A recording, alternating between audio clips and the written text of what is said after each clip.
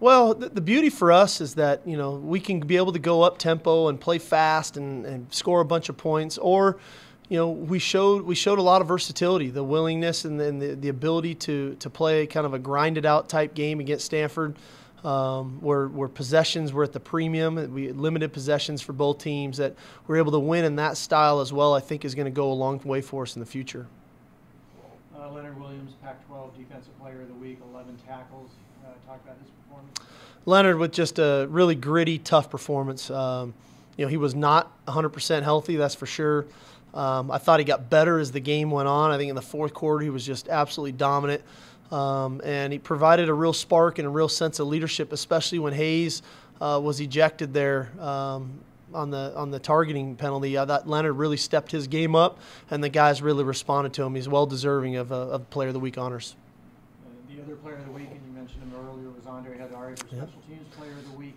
He had a lot of competition in fall camp, and he seems to have bounced through that.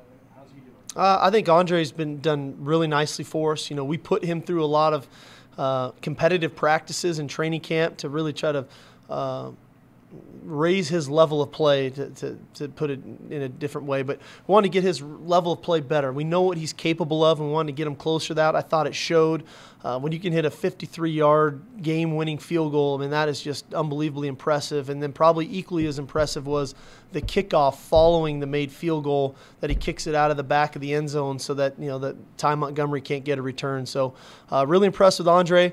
We're going to try to limit his personal foul penalties or late hit penalties that he got. I think it's the first time I've ever seen a kicker get one of those. This morning you received a public reprimand from the Pac-12, as did our athletic director, Pat Hayden.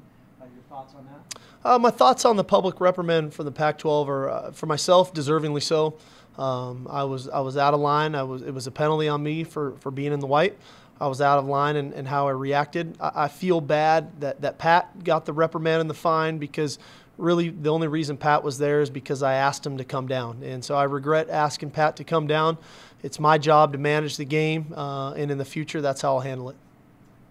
Okay, looking forward to this week. You go cross country to play Boston College. What do you see in the Eagles? Well, this is a unique trip. When you start traveling over 3,000 miles for an 8 o'clock kickoff game, Boston College is going to be a hungry football team. They're big, they're physical. We need to play better than we played last week, that's for sure, which is going to be the focus for us of improving in all phases of the game. But we know this is going to be a great challenge going across the country, playing those guys in a night game. I'm sure their students, their crowd will be all fired up. Final question, coming off the big win against Stanford, big conference win, now going cross country, do you fear any kind of letdown with your team? Well, I don't know if fear is the right word. It's definitely something that we can't ignore. As I said earlier, we didn't play well enough just to be resting, on our laurels. We must play better. We have to improve in all phases, and that starts with me. So there's plenty of stuff for us to work on. We know that this is a unique challenge for us. But what I like about this team, and I've been saying it all along, I love the maturity. I love the leadership. These guys didn't come here just to be 2-0 and say, okay, great, we had a good season. They came here to do bigger things than that. And this Boston College game is just another step in that direction. Great, thank you. Thank you.